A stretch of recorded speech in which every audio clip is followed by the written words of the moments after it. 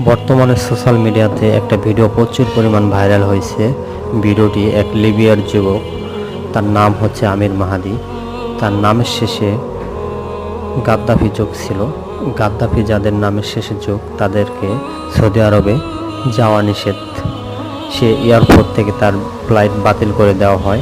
তখন সে তাকে রেখে বিমানটি আকাশে উড়াল দেওয়ার পর বিমানটিতে একটি সমস্যা হলো। সমস্যা নিয়ে আবার বিমানটি ফিরে আসছে, সমাধান করে আবার বিমানটি ছাড়ছে। তারপর আবার একই সমস্যা দেখা দিছে। তারপর বিমানের পাইলট বলল, যে লোকটাকে একটা নামের ইস্যু দেখে আমরা রেখে আসছি সেই লোকটিকে ছাড়া বিমান ছাড়া যাবে না। তারপর কোনো সমস্যা সমাধান ছাড়াই বিমানটি ছাড়লো, সৌদি আরবে ঠিক মতো গিয়ে পৌঁছালো।